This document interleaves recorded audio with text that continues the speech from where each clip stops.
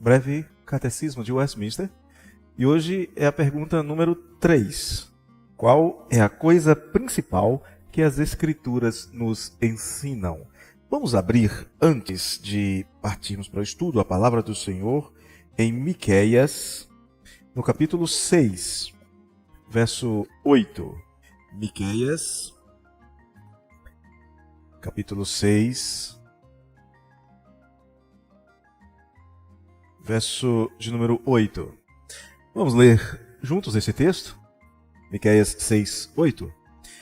Ele te declarou, ó homem, o que é bom e que é que o Senhor pede de ti.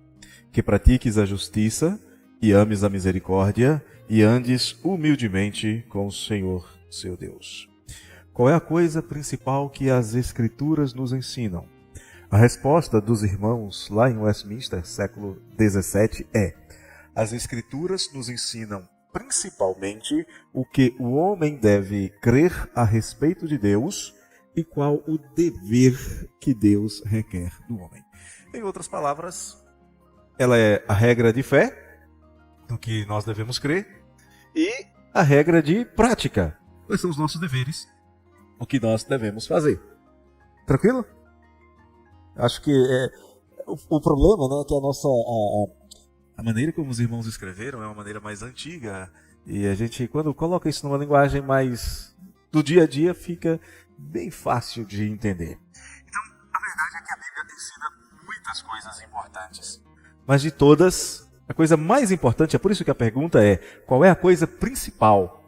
Então, a coisa mais importante que a Bíblia nos ensina é quem é Deus, quem é Jesus, como o homem deve se relacionar com o Senhor Jesus. Lembremos que falamos na semana passada sobre a revelação geral. Ela fala de Deus? A natureza fala de Deus? Os céus falam da grandeza de Deus? Sim. Mas ela fala de Jesus como Salvador? A natureza fala de Jesus como Salvador? Não. A natureza fala sobre como cultuar a Deus? Não. Os homens desassistidos das Escrituras acabam cultuando a natureza e não a Deus.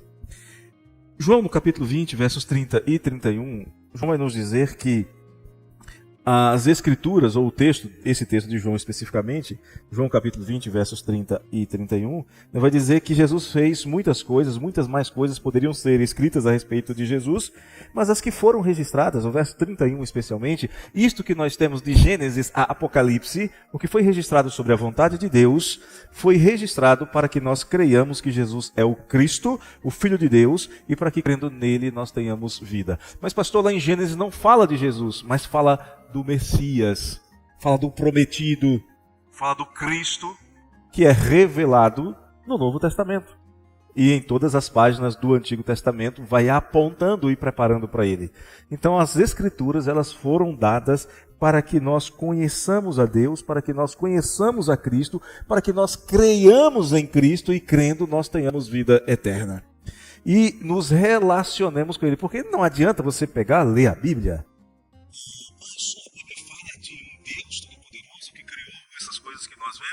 e que ele tinha um filho e mandou um filho para morrer na cruz aqui para salvar pecadores. A Bíblia diz, chama a gente de pecadores, e isso não fazia diferença nenhuma na sua vida. É conhecimento, mas que não é conhecimento de Deus, é conhecimento sobre Deus. E a Bíblia fala que nós devemos crer nele, viver com fé e obediência, né, obedecendo ao que Deus manda, fazendo o que já foi dito aí em Miqueias, no capítulo 6, né, que nós andemos humildemente diante do Senhor, que guardemos a justiça, o amor, a misericórdia, etc. Por outro lado, a Bíblia não tem a proposta de ensinar tudo sobre todas as coisas. Há temas que nós encontramos na Bíblia mais como princípios do que como ensinos. Nem todas as situações da nossa vida nós temos ela claramente delineada nas páginas das Escrituras, mas nós temos princípios. Por exemplo, não usará software pirata. Ok. Está na Bíblia? Não. Mas qual é o princípio? Não roubarás. Está roubando, utilizando-se a ideia de alguém. Ok? É caro? Verdade. O Windows é caro? O Office é caro? Tem LibreOffice, tem Linux, tudo de graça. Você não deixa de usar o computador e a internet né, por não ter o dinheiro para comprar o programa. Então, o princípio é, você tem que ser honesto nos seus negócios.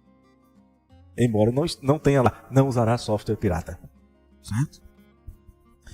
Vamos ver algumas coisas sobre a Bíblia. Por exemplo, a Bíblia não é um compêndio de história da humanidade. A Bíblia é um registro da história da humanidade. A Bíblia focaliza um ramo da história da humanidade que nós chamamos de história da redenção. A Bíblia não fala, por exemplo, para nós nada sobre, por exemplo, os japoneses. Tem povos no norte? Tem. Mas a Bíblia não fala nada sobre eles. E muito provavelmente os povos do norte registrados na Bíblia são assírios e babilônicos. Não são os povos mais ao norte. Então ela não trata da história da humanidade. Mas ela mostra que Deus criou a humanidade, que ela caiu, né, e que essa humanidade é redimida por meio de Jesus Cristo. E o processo de redenção dessa humanidade passa pela escolha de homens que andaram fielmente com Deus. Né, passa pela história de Enos, Sete, Enoque, Noé, Abraão, Isaac, Jacó, José, Moisés, Davi e etc. até chegar em Jesus. A história da redenção da humanidade. A Bíblia também não é um compêndio científico, técnico. Ela não se propõe a descrever a natureza como nós fazemos cientificamente. Muitas vezes a linguagem da Bíblia é poética. Por exemplo, onde é que fica a tenda do sol? Para ele se levantar e repousar. Mas é uma linguagem poética que nós usamos até hoje. Os nossos sentimentos, eles têm origem onde? Às vezes, quando a gente tem uma emoção muito forte, qual é o primeiro lugar que a gente sente? Estômago. Não é nem no coração, mas a gente fala da sede das emoções, é o coração. Que é uma linguagem figurada. E nós ainda falamos isso, né? O jovem, quando está apaixonado, chega para a jovem e diz, eu te dou o meu coração. Linguagem figurada. Mas a Bíblia fala de eventos que podem ser historicamente verificáveis. Por exemplo, a Bíblia fala do dilúvio. Quando a Bíblia fala, por exemplo, da libertação de Israel da história do Egito, você vai ver que após a saída de Israel, um dos impérios egípcios, se não me engano, o segundo, teve uma grande queda. Foi um dos períodos de queda dos impérios egípcios. Por quê? Perderam 600 mil homens, mão de obra barata, mais um tanto de mulheres e mais um tanto de adolescentes e um monte de idosos artesãos. Gente capaz de fazer diversas coisas. Então, o Egito teve uma grande queda neste período. A Bíblia também não é um compêndio de história da religião. E mesmo sobre Jesus, que é o foco, ela só traz as informações necessárias para a salvação do pecador e do seu relacionamento com ele. Temos todos os fatos sobre a vida de Jesus? Qual era o endereço da casa de Jesus lá em Cafarnaum? Onde Jesus andou, né, dos 12 aos 30 anos? O que ele fez? O que ele fez? Aonde ele estava? Nós não temos essas informações. E por que não temos? Porque elas não são relevantes para o propósito de Deus de nos salvar. Não é este o propósito da Bíblia. É por isso que João vai dizer que podia ser escrito muito mais coisas sobre Jesus.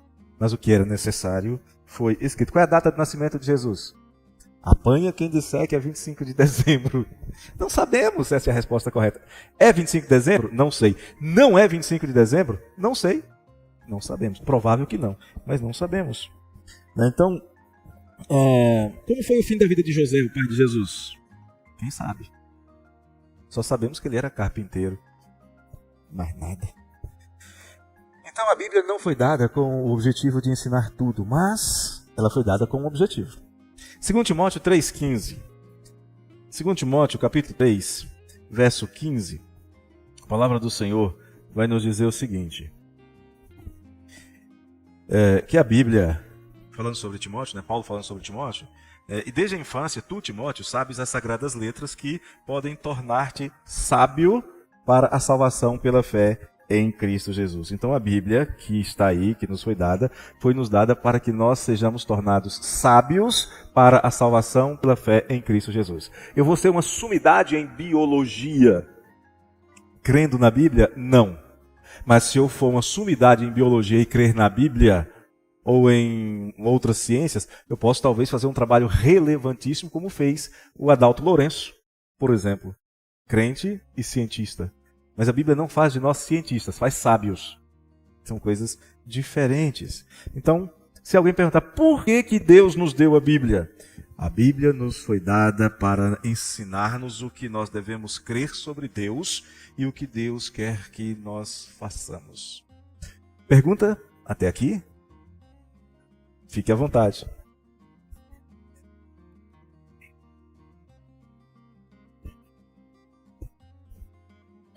Nossa salvação, e é o mesmo João lá em Apocalipse que vai dizer que não se deve acrescentar nada ao que está registrado na Bíblia.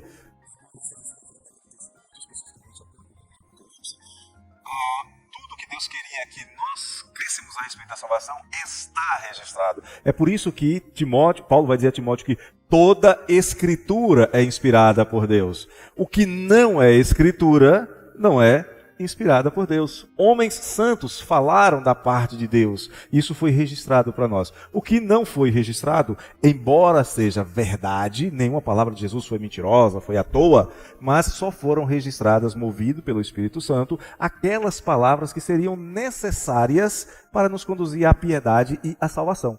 Essa é a resposta mais simples. E tem um outro detalhe. Como saber que o que é dito na tradição os outros escritos são inspirados por Deus, se Deus não julgou necessário registrar na sua palavra? Então nós temos maneiras de pensar divergentes e nós nos contentamos com as escrituras. Mas nós sabemos que para os romanos, por exemplo, a tradição tem igual peso. Quando nós cobramos só a Bíblia, eles dizem, nós pensamos diferente e creem diferente. Respeitamos a sua crença, embora entendamos que biblicamente eles estão equivocados, estão errados. Temos que ser francos quanto a isso. Seguindo, então, a Bíblia como fonte de todo conhecimento. Sem a Bíblia, nenhum conhecimento é verdadeiro. Qualquer entendimento do mundo e das leis que regulam o funcionamento do mundo é incompleto sem levar em conta a sua origem e o seu propósito. Tudo quanto existe, existe com uma função: glorificar a Deus. As leis de funcionamento da criação que os homens descobrem, elas estão aí porque alguém as colocou. É a teoria chamada de design inteligente. Deus quis que foi assim. Deus quis que o planeta girasse numa determinada direção e não em outra. Numa determinada velocidade e não em outra. A uma determinada distância do Sol e não em outra. E há muito tempo que Deus fez isso e a Terra continua girando na mesma velocidade, a mesma distância, mantendo a mesma constância. Passa semanas, meses, anos, estações, etc. E tudo continua do jeito que Deus estabeleceu. E o homem, quando olhar para essas coisas, tem que dizer, tem que ter alguém, tem que ter um legislador para ter organizado essas coisas. Tem que ter um arquiteto, que não é o GADU. Né? Tem que ter alguém que planejou essas coisas com bastante cuidado e com infinita sabedoria. Então, o funcionamento do universo, que a gente pode descrever, perceber, ele manifesta a glória de Deus. Como diz lá o Salmo 19, como diz Paulo em Romanos, capítulo 1. Então, todas as vezes que nós buscamos entender o mundo sem Deus, sem ter Deus como referência, como gostam de dizer os teólogos, né? Sem ser teorreferente, é um entendimento insuficiente. Um cientista ateu, ele pode afirmar que o mundo é o que é simplesmente porque evoluiu. E ele então investiga os segredos da natureza, descreve as leis da natureza, mas ele deixa de fora o elemento mais importante, a causa da existência de tudo. Tudo evoluiu. Aí a gente pergunta para um cientista, evoluiu de quê mesmo? Antes de ter essa coisa aí, de onde é que essa coisa veio? De onde é que a primeira energia, a primeira força, a primeira matéria, seja lá o que for como eles chamam, de onde é que isso veio? Quem criou? Eles têm que dizer, não sei. E eles negam, inclusive, uma das próprias leis científicas de que do nada, nada se cria. A teoria da existência espontânea do universo é o nada criou tudo, o que é um contrassenso científico. Então, essa afirmação de que todo conhecimento é verdadeiro se aplica ao estudo da história. A história das nações, elas são conduzidas a Cristo. Se aplica à geografia, né? Deus é quem fixou os limites, Deus é quem fez com que os continentes sejam o que são, as ilhas sejam e estejam onde estão, as correntes marítimas, foi Deus quem criou essas coisas todas. Da sociologia, o funcionamento do coração e das sociedades humanas, e mesmo as sociedades humanas mais longe de Deus ainda guardam resquícios direção de Deus. O homem ainda tem, na pior das culturas, o homem ainda tem um pouquinho do semen divinitatis e do semen religionis. Ainda tem algo de decência, mesmo no mais depravado dos seres humanos. Um exemplo, um bandido preso lá no Amapá, ele estava naquele período que os grandes bandidos eram levados para bem longe dos grandes centros. Um repórter foi entrevistar, saiu do Rio de Janeiro para entrevistá-lo lá, e quando chegou lá ele tinha mudado de ideia. Ele não ia mais dar entrevista. E o repórter, muito esperto, falou assim: uai, mas vocês não têm um código de ética que diz que a palavra não faz curva? E o bandido preso, encarcerado, um desses perigosos aí, nível Fernandinho Beiramar para cima, o bandido então disse: é verdade, eu prometi, eu vou dar a entrevista. Ainda resta uma coisinha. Uma ilha distante no Pacífico, se você morar lá, chega um pedaço de madeira, você vai e coloca uma pedrinha em cima. Ninguém pega. Porque aquilo ali é um sinal de propriedade. É a escritura. Se não tiver a pedrinha, qualquer um leva. Então ainda existe, em qualquer lugar, ainda existe um sinal de Deus no coração do homem. Toda a cultura, todos os estudos sociológicos e antropológicos apontam para isso. O universo, nós sabemos, é mantido e governado por Deus, e tudo no universo está relacionado com Deus. É o que diz a palavra do Senhor em Romanos 11:36, em 1 Coríntios 8:6. Então, sem levar em conta o que a Bíblia ensina, a nossa necessidade de relacionamento com o originador de todas as coisas, o propósito dele para nós, mesmo os maiores avanços científicos não alcançam o verdadeiro conhecimento. Conhecem aspectos da verdade? Claro. Nós não somos tolos, nós não somos anticientíficos, mas não conhecem toda a verdade, porque rejeitam o originador, o governador de todas as coisas. Então os homens acabam, no fundo, apenas tateando, mas nunca chegam ao pleno conhecimento. Por quê? Porque estão tentando descobrir as coisas com os olhos fechados, em trevas. E Lucas vai nos dizer que quando a luz que há nos homens, a ciência e etc., quando a luz que há nos homens, essa luz é trevas, elas são grandes trevas. Por outro lado, a mente iluminada pelo conhecimento de Deus, como diz Paulo em Efésios 1:18, tem um ponto de partida diferente. Parte do conhecimento de Deus, parte do conhecimento do Criador para conhecer a criação. É mais ou menos o que nós fazemos quando compramos um produto, um eletrônico que nunca usamos nada parecido antes. Pastor, como é que é isso? Eu não me lembro de ter. Claro que sim. Um dia você chegou em casa com um computador, você teve que lidar com um computador pela primeira vez. E você tem que ir olhando lá no manualzinho onde é que esse cabo aqui entra, esse aqui vai para onde, né, para poder conectar. A impressora também tem um lugar diferente de colocar. O cabo HDMI é diferente do USB. Então você tem todo esse trabalho, né, de ver, de seguir o manual de instrução. O crente, ele faz isso. Ele olha para a criação com o manual de instrução nas mãos. E aí ele vê as instruções do Criador. E quando o homem segue as instruções do Criador, ele vive em melhor harmonia com a criação. Ele consegue se relacionar melhor com o que Deus criou, seja animado e inanimado, seja o homem. Ele consegue se relacionar melhor com a família, ele sabe como agir no trabalho, ele sabe como agir no lazer, ele sabe como agir nos estudos. Pastor, o que a palavra de Deus tem a ver com os meus estudos? Olha, a Bíblia diz que você não deve enganar o seu próximo e nem a você mesmo. E quando você faz aquela prova usando aquelas anotações não autorizadas, você está desobedecendo a Bíblia. Você está desobedecendo ao Senhor, você está mentindo. Você está fazendo a mesmice. Você chega em casa com o boletim: mãe, pai, tirei 10. Com cola. É a mesma coisa que Ananias e Safira fizeram. Deus está vendo. Você não está mentindo para a mamãe e para papai. Você está querendo mentir para Deus. Deus está vendo. É o mesmo princípio.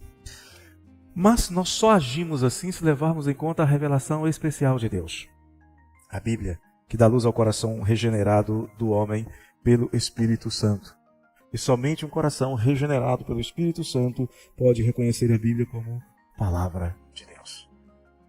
Para muitos é papel que tudo aceita, para muitos é registro de experiências religiosas, para nós é a revelação da vontade de Deus que nos diz em que crer e como agir.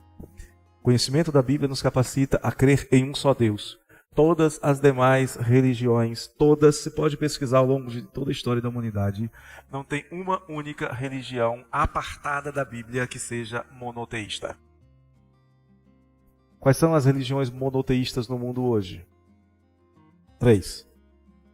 Cristianismo, judaísmo e islamismo.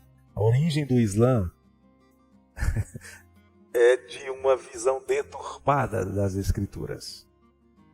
O islamismo vai surgir de uma mistura de crenças cristãs heréticas com crenças das sociedades tribais da Arábia. Com uma mistura de um judaísmo também deturpado. Mas a origem é na Bíblia. As 3 únicas religiões monoteístas do mundo, as únicas que dizem a um só Deus, têm origem nas Escrituras, não há outra. Pode pegar qualquer manual de história da religião, sociologia, que você não encontra outra religião monoteísta. Outra religião que diga a um só Deus. Mas a Bíblia vai além. A Bíblia diz a um só Deus. E esse Deus tem um Filho que é Deus, e esse Deus habita no meio da igreja por meio do seu Espírito que também é Deus. Aí só a Bíblia. Só as Escrituras Sagradas, só o Novo Testamento. Então, conhecendo isso, conhecendo este Deus, nós recebemos de Deus da sua comunhão, da sua companhia e da sua criação. E isso com deleite. Sabemos, por exemplo, que esse mundo que está aqui não está aqui para nós conquistarmos, mas está aqui para nós cuidarmos e nos deleitarmos nele. E aí independe de qual seja a área que a pessoa estuda. Um cientista cristão, por exemplo, ele vai estudar o mundo para entender melhor a criação de Deus. Um historiador cristão, ele vai estudar a história humana com o objetivo de compreender como é que Deus direcionou as nações para chegar na plenitude dos tempos em Jesus Cristo e para chegar ao que nós temos hoje. E assim vai ser em todas as áreas. Por exemplo, estudando Daniel, a gente está estudando Daniel nos domingos à noite, a gente vê, por exemplo, que Deus leva os judeus para o cativeiro na Babilônia. Lá vão surgir as sinagogas. Lá Daniel ensina as escrituras para os sábios caldeus. 500 anos depois, 600 anos depois, quase 600 anos depois, caldeus vêm a Belém conhecer o menino Jesus e prestar-lhe homenagem. Os cristãos são perseguidos, e na medida que são perseguidos, eles encontram apoio onde? Nas sinagogas que surgiram durante o cativeiro babilônico, que Deus preparou 5 séculos antes. Então Deus, a história, o estudo da história por um cristão vai mostrar Deus agindo em todas as coisas, em todo o tempo, para cumprir o seu propósito. Deus preparou tudo para que quando o cristianismo surgisse, o mundo estivesse pronto. Deus levantou um império extremamente belicoso, como foi o romano, para que o Império Romano espalhasse estradas seguras por toda a Europa, pela Ásia, por um pedaço da África. E o cristianismo pôde utilizar-se dessas estradas para expandir-se muito rapidamente. Então, nenhuma ciência escapa ao propósito de Deus, se é verdadeira ciência. E qual é o propósito de Deus para o homem, para a sua criação? A sua própria glória. E a revelação vem e diz: Deus é o Criador. Deus é o preservador. Deus é o sustentador. Deus é o Redentor. Não. A ciência pode ser usada para a glória de Deus? Sim. Chocolate é bom ou é ruim? Depende de que? Da época? Do cientista? Da quantidade de açúcar? Ovo é bom ou ruim? Depende da época, né, do cientista. Margarina ou manteiga, o que é melhor? Depende. Enfim, nós temos a ciência o tempo todo dizendo uma coisa e depois se desdizendo. Mas a palavra de Deus, ela é estável e permanece para sempre. Por quê? Porque ela é o testemunho do Deus verdadeiro. Ela é o testemunho de si mesmo, do Deus que não pode mentir. É por isso que escolas, que universidades não podem ser encaradas como um problema para os cristãos. Nelas nós vamos encontrar professores e alunos em submissão a Satanás. Nas escolas, nas universidades, nós vamos encontrar professores e alunos em rebelião contra Deus, com a mente formatada pelo mundo. E estas ideias precisam ser enfrentadas e precisam ser superadas. Mas como? Com sabedoria. Nós não vamos para a universidade achando que lá é um antro de Satanás. Mas sabemos que lá existe, sim, muita gente dedicada a promover o mal, tanto no ensino quanto na prática. E que vão insistir o tempo todo para que os jovens e adolescentes cristãos cheguem lá e caiam nas suas armadilhas. Então o perigo não é a universidade, não é a ciência, é o mau uso do conhecimento, é a má ciência, é a pseudociência. A verdadeira ciência vai dizer, Deus criou todas as coisas. Vamos estudar a criação de Deus. Então, o breve catecismo traz para nós este ensino sobre a fé, sobre como viver em Deus de maneira para agradá-lo e glorificá-lo, e como isso é expresso em sua palavra. Vamos ver isso de duas maneiras. Primeiro, em relação à fé. Lembra que a resposta que nós temos lá atrás é: as Escrituras nos ensinam principalmente o que o homem deve crer. Então vamos ver sobre fé. Antes de prosseguirmos, alguma pergunta ou alguma observação sobre essa segunda parte? Ok. Então o catecismo ensina aquilo em que o ser humano deve crer. É uma ênfase. Era uma ênfase muito importante quando o catecismo foi elaborado. E é importante hoje também. Por que era necessário dizer que a Escritura nos ensina o que nós devemos crer? Porque a igreja enfrentava dois problemas. De um lado, o renascimento humanista, lá nos anos 600, 500, 600. Antissobrenaturalista, que desprezava a fé, que superestimava a razão humana a ponto de mais tarde o filósofo dizer que o homem é a medida de todas as coisas. Por outro lado, também havia um outro problema, que era o problema da tradição eclesiástica. Muitas das coisas que a igreja observava vinha de tradições adotadas pela igreja ao longo dos séculos.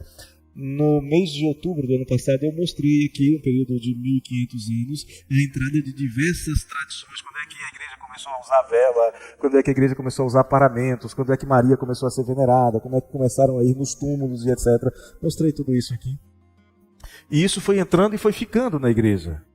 Então, no século XVII, quando vão escrever o Breve Catecismo, eles vão dizer: é a Escritura que nos ensina tudo o que nós devemos crer. Nada contra as Escrituras, como era a questão lá do Renascimento, e nada além das Escrituras, como era a questão da tradição apostólica. Alguns séculos depois, o pensamento do ser humano continua se afastando de Deus. E é muito comum a afirmação de que aquilo que você crê não tem importância, desde que você seja sincero. E desde que aquilo que você crê faça o bem para o próximo. Que faça bem para você e para o próximo. Não importa o que você crê, dizem. Um filósofo chamado Alexander Pope, ele diz assim: lutar por pontos de fé é uma coisa de fanáticos sem noção. Uma pessoa cuja vida passa sem necessidade de correção não pode ser errada. O que ele está dizendo? Se você é bonzinho e certinho, moralmente irrepreensível, você não precisa de fé. E a Bíblia diz que sem fé é impossível agradar a Deus. A pessoa vai ver a vida certinha? Vai ser um certinho no inferno. Ou mais ou menos certinho, né? Certinho pela ótica humana. Por que não diante do Senhor? Porque rejeitou o Criador e rejeitou o Redentor. No entanto, diferente do que pensava a igreja do século XVI e XVII, ninguém deve ser coagido a crer. A fé não é nunca uma imposição de uma instituição sobre as pessoas. E nós tivemos imposições a esse respeito, nós tivemos inquisição, nós tivemos muita gente sendo perseguida e morta porque rejeitou uma determinada forma de fé. A fé é um dom de Deus. Efésios 2:8, texto que nós conhecemos bem. No entanto, não é verdade que crer em Deus ou não crer, ou crer em qualquer outra coisa, não faz diferença. A única fé que realmente merece ser chamada de fé é a fé em Jesus Cristo. O resto é crença, crendice, superstição, mas fé, dom de Deus, conduz a pessoa a Jesus Cristo. Em Atos 3,16 é dito que só há salvação em Jesus Cristo. Atos 4,12 também fala sobre isso. Então o pensamento que a gente encontra por aí, seus amigos falam isso para você, né, você vê isso na mídia, aquele pensamento de tanto faz aquilo em que a pessoa crê, é politicamente correto, mas é biblicamente herético. é uma heresia de Satanás. Parece uma coisa bonitinha, né? Não, tudo bem que você crê, que legal. Mas é uma heresia de Satanás. Porque está em oposição às palavras de Jesus à mulher samaritana. Dizendo assim, olha, vocês adoram o que vocês não conhecem. Mas virá o tempo em que vocês adorarão aqueles que vocês conhecerão e adorarão em espírito e em verdade. Paulo chega em Atenas, tem lá uma multidão de ídolos, os atenienses eram acentuadamente religiosos e Paulo diz, eu vim apresentar para vocês o Deus verdadeiro, Criador de todas as coisas. Pode jogar tudo isso aqui fora, ficando só com o Deus que para vocês até agora era o Deus desconhecido. É este que eu venho vos apresentar. Havia centenas. Paulo diz, podia ter milhares, não vale nada. Somente Jesus Cristo é o Deus verdadeiro. É mais ou menos como ser o melhor condutor do melhor veículo na melhor estrada na direção errada. Nunca chegará ao alvo proposto. Tem muita gente que tem uma vida razoavelmente correta, pelo menos socialmente correta, mas com uma fé errada. Está na direção errada. Não está caminhando rumo ao autor e consumador da fé, Jesus Cristo. Por isso as suas motivações são pessoais, culturais, sociais, erradas. E as suas ações acabarão não glorificando a Deus, porque não foram feitas santificadas em Jesus Cristo. É por isso que o catecismo começa dizendo que o homem deve viver para glorificar a Deus. E depois, gozá-lo para sempre. Na segunda pergunta, expõe onde é que está a instrução para o homem glorificar a Deus.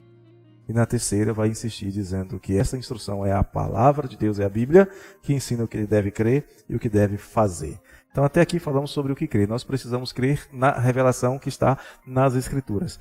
Nada menos, como queria o humanismo, nada além como querem as tradições humanas.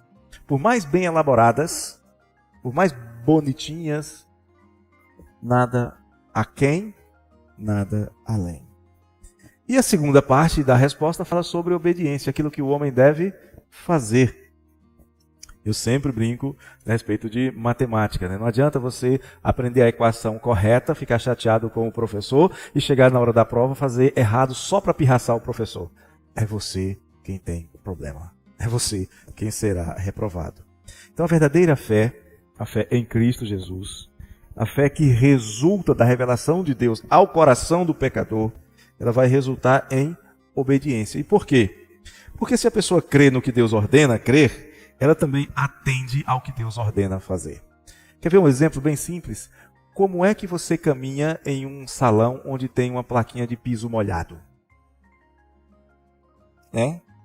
Pezinho ali com muito cuidado. Não é assim? Por que você faz isso? Para não quebrar o ciático, boa. A gente faz isso porque acredita na informação. E a gente obedece às informações com medo das consequências de desobedecer à informação, né, Lucas? Tem um problema com o ciático. Beleza. O fato é que, quando nós cremos, nós obedecemos. É impossível haver fé verdadeira sem a prática correta. Tiago 2,4 fala sobre isso. Podemos abrir em Tiago 2,4, depois 2,17 e depois 2,26. Tiago, capítulo 2.